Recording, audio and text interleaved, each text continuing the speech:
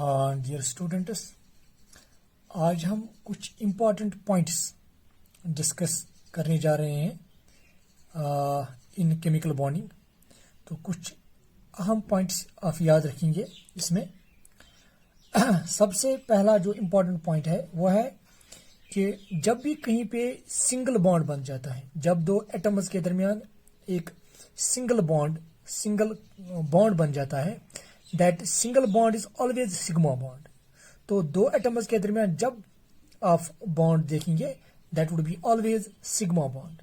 For example, अगर मैं बताऊं H और H के दरमियान बॉन्ड है, so since this is a single bond, this single bond would be always sigma bond, it is sigma. तो इसी तरह से अगर मैं F और F के दरमियान बॉन्ड दिखाऊं, so it is always, since it is single bond, so it is sigma bond. तो जहां कहीं पे आप सिंगल बॉन्ड देखेंगे, इसी तरह से फॉर एग्जांपल अगर मैंने इस तरह से लिखा, इथेन को मैंने यहां पे दिखाया है, तो यहां पर भी कार्बन और कार्बन के दरमियान सिंगल बॉन्ड है, तो ये सिंगल बॉन्ड क्या होगा, सिग्मा बॉन्ड। तो जहां कहीं पे दो एटम्स के दरमियान सिंगल बॉन्ड होगा, आप याद रखिएगा that would be always sigma bond. But exception है कुछ, जो एक एक्सेप्शन है दैट इज B2। तो याद रखिएगा यहां पे जो B2 मॉलिक्यूल है, B2 मॉलिक्यूल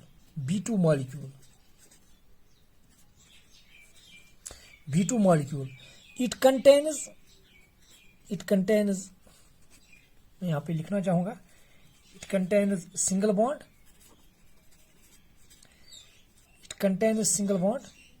ये B2 मॉलिक्यूल में सिंगल बॉन्ड होता है, it contain single bond, but that single bond is pi bond, वो पाई बॉन्ड होता है, दैट इज पाई बॉन्ड। तो ये एक इंपॉर्टेंट एक्सेप्शन है जो आप याद रखेंगे यहां पे। तो जब कहीं पे आप सिंगल बॉन्ड देखेंगे that is always sigma bond except in B2. In B2 molecule there is only one bond and that single bond, that is a pi bond. ये आप याद रखिएगा। Now एक और important point यहाँ पे डिस्कस करना चाहेंगे। अगर हम कहीं पे मल्टीपल बॉन्ड्स देखेंगे, जैसे कि फॉर एग्जांपल अगर मैं यहाँ पे लिखूं, मैंने इथीन मॉलिक्यूल को यहाँ पे बनाया है, so here the carbon contains double bond. तो डबल बॉन्ड में से याद रखिएगा एक बॉन्ड तो ऑलवेज सिग्मा होता है और एक बॉन्ड पाई। और इसी तरह से अगर ट्रिपल बॉन्ड होता, फॉर एग्जांपल अगर हम इथाइन की बात करेंगे यहाँ पे, तो here it contains one sigma bond and two pi bonds, it contains two pi bonds. तो इंपॉर्टेंट चीज आप याद रखिएगा, जब कहीं पे मल्टीपल बॉन्डिंग होगी, डबल बॉन्ड और ट्रिपल बॉन्ड, इनमें से एक ही सिग्मा बॉन्ड होता है, बाकी पाई बॉन्ड। जैसे कि अगर दो बॉन्ड है, एक सिग्मा एक पाई। अगर तीन बॉन्ड्स है दो एटम्स के दरमियान, तो उनमें एक सिग्मा होगा, बाकी दो बॉन्ड जो पाई बॉन्ड होगी। नाउ इसकी भी एक एक्सेप्शन है। चलो कुछ और एग्जांपल्स देना चाहेंगे यहाँ पे। जैसे कि नाइट्रोजन के पास है, तीन बॉन्ड्स होते हैं नाइट्रोजन के दरमियान, तो यहां पर भी एक सिग्मा होगा, बाकी दो बॉन्ड्स पाई बॉन्ड्स होंगी। तो इसी तरह से अगर हम ऑक्सीजन की बात करेंगे, O2, यहां पर भी एक सिग्मा एक पाई बॉन्ड होगा। तो यहां पे आप याद रखिएगा कि जब भी डबल बॉन्ड या ट्रिपल बॉन्ड होगा, तो एक बॉन्ड सिग्मा होता है और बाकी बॉन्ड्स पाई बॉन्ड्स होते हैं। जैसे कि यहाँ पे दो ही हैं, एक सिग्मा एक पाई, तो यहाँ पे तीन बॉन्ड है, एक सिग्मा होगा और दो यहाँ पे पाई बॉन्ड्स होगी, ये आप याद रखिएगा। नाउ एक्सेप्शन क्या है इसमें, ये हम यहाँ पे जानने की कोशिश करेंगे। नाउ एक्सेप्शन जो है दैट इज C2 मॉलिक्यूल। यहाँ पे मैं लिखना चाहूंगा जो C2 मॉलिक्यूल है, ये आप याद रखिएगा। यहाँ पे C2 molecule contains two bonds, it contains two bonds contains two bonds.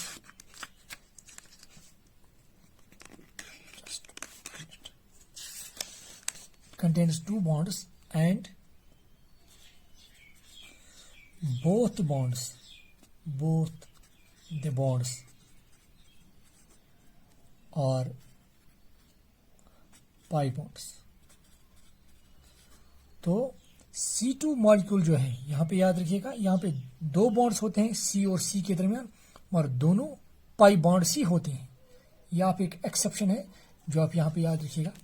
Now एक और चीज यहां पे लिखना चाहूंगा. तीसरा पॉइंट, जब आप हाइब्रिडाइजेशन का कंसेप्ट अगर आप यूज करेंगे तो आपको पता होगा कि जो भी सिग्मा बॉन्ड्स बनते हैं, जो सिग्मा बॉन्ड्स बनते हैं वो बनते हैं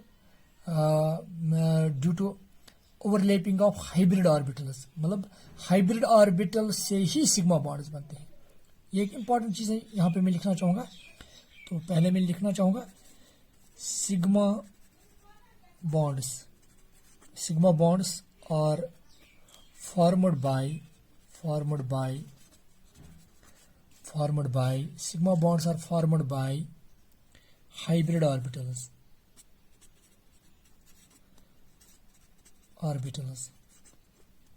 अगर आप देखेंगे जो भी सिग्मा बॉन्ड्स होते हैं वो हाइब्रिड ऑर्बिटल्स से बनते हैं. For example in case of CH4, तो यहाँ पर इनफैक्ट 4 सिग्मा बॉन्ड्स बनते हैं, और वो चारों सिग्मा बॉन्ड्स बनते हैं due to sp3 hybrid orbital से. हाइब्रिड ऑर्बिटल से, यहाँ पे हाइब्रिड ऑर्बिटल्स उनका नाम ही है sp3 हाइब्रिड ऑर्बिटल्स, और वही हाइब्रिड ऑर्बिटल से चारों सिग्मा बॉन्ड्स बनाते हैं.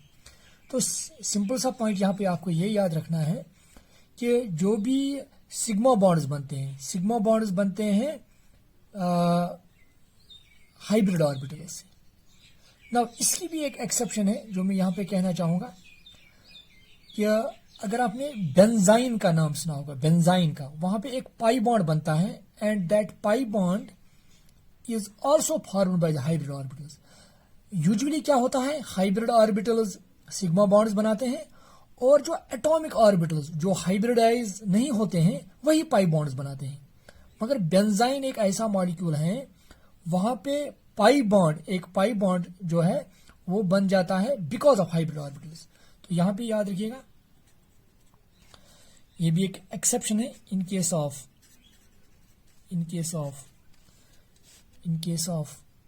बेंजाइन.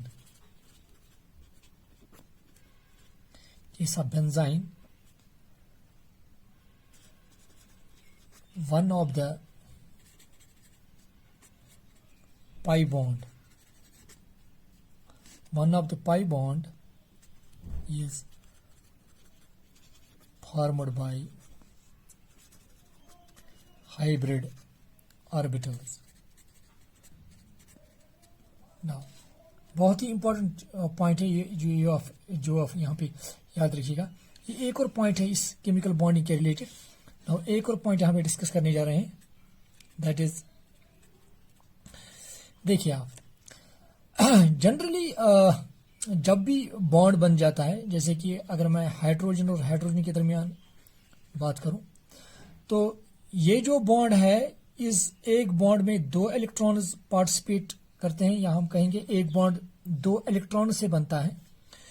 तो यहां पे 2 सेंटर्स हैं. अगर हम इसका न्यूक्लियस और इसका न्यूक्लियस, इनको हम सेंटर मान के चलेंगे, तो इन 2 एटम्स को एक दूसरे के साथ बॉन्ड बनाने के लिए 2 इलेक्ट्रॉन्स होते हैं. तो ऐसे बॉन्ड्स को बोलते हैं हम टू सेंटर्ड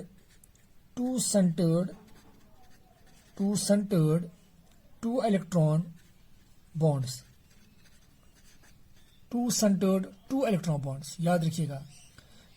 ये नॉर्मल बॉन्ड यही होता है कि 2 एटम्स के दरमियान बॉन्ड बनाने के लिए 2 इलेक्ट्रॉन चाहिए. तो ऐसे बॉन्ड्स को हम सिंपली कहते हैं 2 सेंटर्ड, चूंकि 2 एटम्स हैं, 2 इलेक्ट्रॉन बॉन्ड्स. और इन 2 सेंटर्स को, इन 2 एटम्स को जोड़ने के लिए, बॉन्ड बनाने के लिए 2 इलेक्ट्रॉन्स होनी चाहिए normally, and these normal bonds are called two centred two electron bonds. मगर एक ऐसा मॉलिक्यूल है जहां पे सिर्फ 2 इलेक्ट्रॉन्स हैं, मगर वो 3 सेंटर्स को, 3 एटम्स को आपस में लिंक करता है। तो ये भी एक एक्सेप्शन है, और ये एक्सेप्शन आप पाओगे इन B2H6, that is diborane. In diborane, ये आप याद रखिएगा यहाँ पे। तो यहाँ पे मैं लिखना चाहूंगा इन दिस डाइबोरेन एक इंपॉर्टेंट पॉइंट आप यहाँ पे लिखेंगे, इन B2H6 there are 3 centered 2 electron bonds. In B2H6 there are 3 centered 2 electron bonds. सभी 3 centered 2 electron bonds नहीं होते हैं। In fact ये आप वहां पे कुछ bonds देखोगे, there are 3 centered 2 electron bonds। जैसे कि यहाँ पे मैं बताना चाहूंगा, for example we have B. जब आप उसकी स्ट्रक्चर देखोगे तो यहाँ पे मैं सिंपल इंपॉर्टेंट पॉइंट के तौर पर यहाँ पे बता रहा हूं ताकि आपको ये समझ आए। जैसे कि इन इस बी और एच, अगर ये एक सेंटर है और ये एक सेंटर है तो यहाँ पे 2 इलेक्ट्रॉन्स हमें होने चाहिए, और इसी तरह से अगर ये यहाँ से जुड़ रहे हैं तो यहाँ पर भी 2 इलेक्ट्रॉन्स होने चाहिए। तो यहाँ पे क्या है, इनफैक्ट यहाँ पे इन तीनों सेंटर्स को जोड़ने के लिए सिर्फ वहां पे 2 इलेक्ट्रॉन्स अवेलेबल हैं। तो ऐसे बॉन्ड्स को हम कहते हैं BHB। इनको जोड़ने के लिए वहां पे सिर्फ 2 इलेक्ट्रॉन्स अवेलेबल हैं। तो ऐसे बॉन्ड्स को हम कहते हैं 3 सेंटर्ड 2 इलेक्ट्रॉन बॉन्ड्स। होने चाहिए कितने इलेक्ट्रॉन्स होने चाहिए, क्योंकि इन दो को जोड़ने के लिए 2 इलेक्ट्रॉन्स और इन 2 को जोड़ने के लिए और 2 इलेक्ट्रॉन, 4 इलेक्ट्रॉन्स होने चाहिए। मगर तो 3 सेंटर्ड के लिए कितने इलेक्ट्रॉन्स होने चाहिए, 4, पर वहां पे 2 ही हैं। तो यही रीजन है कि उन बॉन्ड्स को एक और नाम भी दिया जाता है। इन बॉन्ड्स को इलेक्ट्रॉन डिफिशिएंट बॉन्ड्स कहते हैं। 3 centred 2 electron bonds in B2H6 there are 3 centred 2 electron bonds, and यहां पे लिखेंगे and these bonds are called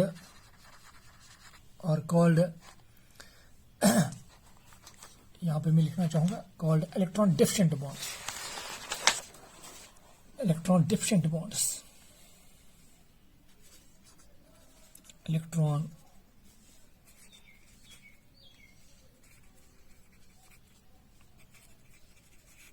these are called electron deficient bonds।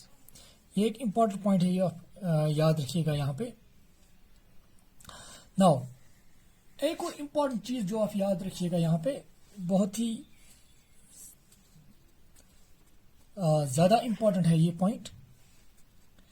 जो भी आइसो इलेक्ट्रॉनिक स्पीशीज होते हैं, आइसो इलेक्ट्रॉनिक, इन यहां पे मैं लिखूंगा आइसो इलेक्ट्रॉनिक स्पीशीज।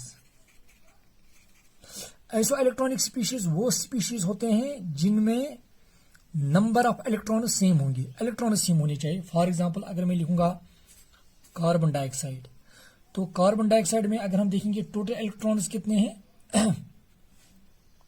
अगर हम यहां पे देखेंगे इलेक्ट्रॉन्स कितने हैं, कार्बन के हैं 6 और एक ऑक्सीजन के हैं 8, 8 + 8 मीन्स 16, 16 + 6 दैट इज 22। तो इसी तरह से एक और अगर मैं स्पीशीज की बात करूं, that is N3 negative, it is called azide ion. याद रखिएगा आपको इस स्पीशीज में it is called azide ion. तो 3 नाइट्रोजन है, दैट मीन्स 3 7 are 21 है, और ये नेगेटिव चार्ज की वजह से एक इलेक्ट्रॉन होगा तो 22। तो हम इनको कहेंगे they are isoelectronic species. याद रखिएगा जो भी आइसो इलेक्ट्रॉनिक स्पीशीज होती हैं, isoelectronic species, they have same shape they have same shape and same bond order. याद रखिएगा, they have same shape and same bond order. यहां पे मैं लिखना चाहूंगा पहला point, in case of iso electronic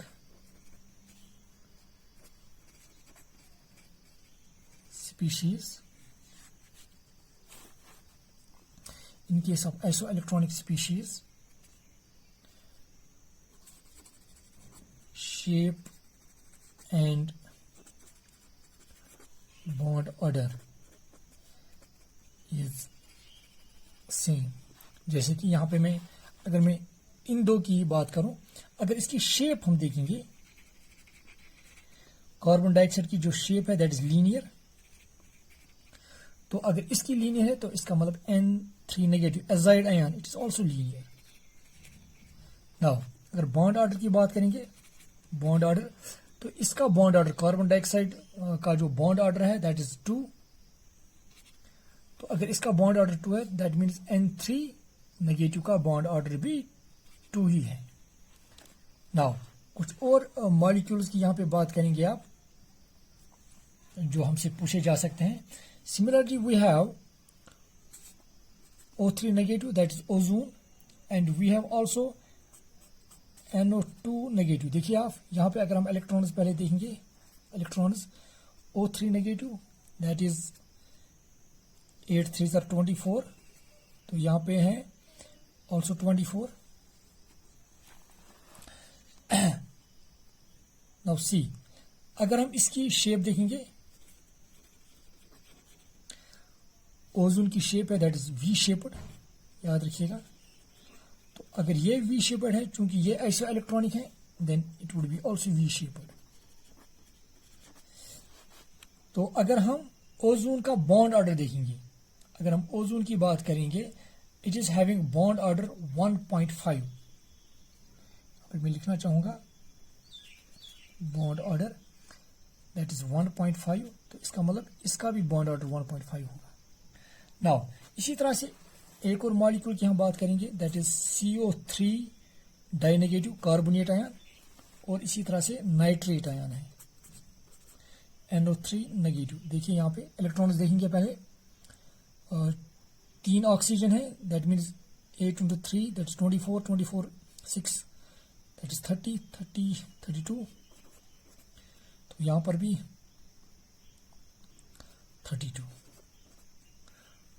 अगर हम कार्बोनेट आयन की बात करेंगे, it is in fact try angular planar, it is try angular planar, ये आप याद रखिएगा यहाँ पे। और अगर ये ट्राइंगुलर प्लेनर है तो ये भी ट्राइंगुलर प्लेनर है, याद रखिएगा, ट्राइंगुलर प्लेनर। तो अगर आप इसका बॉन्ड ऑर्डर देखेंगे दैट इज 1.33, और इसका भी बॉन्ड 1.33। अब आप यहाँ पे मे भी आपका क्वेश्चन ये यहाँ पे हो सकता है कि 1.5 हमें कैसे आता है, since these molecules they show resonance, और जो मॉलिक्यूल्स रेजोनेंस दिखाते हैं उनका बॉन्ड ऑर्डर हम एक अलग तरीके से निकालते हैं, जो आप देखेंगे अगर आप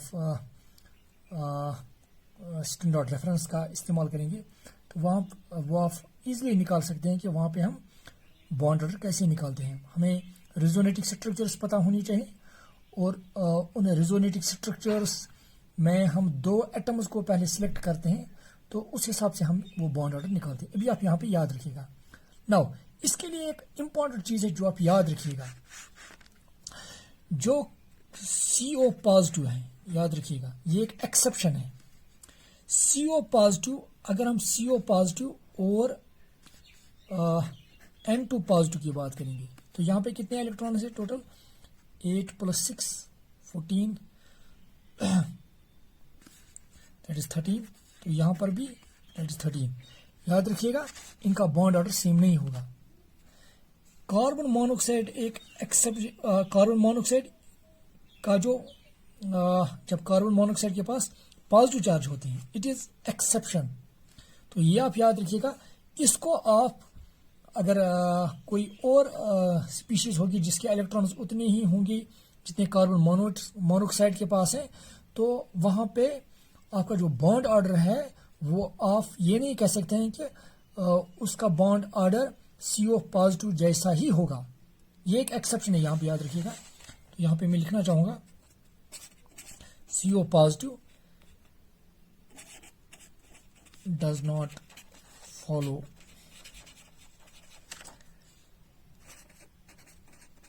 अबोव रूल। ये एक इंपॉर्टेंट पॉइंट है जो आप याद रखिएगा। तो CO हम ये नहीं कह सकते हैं कि CO पॉजिटिव और N2 पॉजिटिव का बॉन्ड ऑर्डर सेम है। इनफैक्ट मैंने पिछले लेक्चर में दिखाया भी था कि CO पॉजिटिव का बॉन्ड ऑर्डर क्या है। In fact it is bond order is 3.5 और N2 पॉजिटिव का बॉन्ड ऑर्डर आपको डिफरेंट आएगा। तो ये थे कुछ इंपॉर्टेंट पॉइंट्स जो आप याद रखिएगा। मुझे उम्मीद है कि आपको समझ आया होगा। So thank you dear students.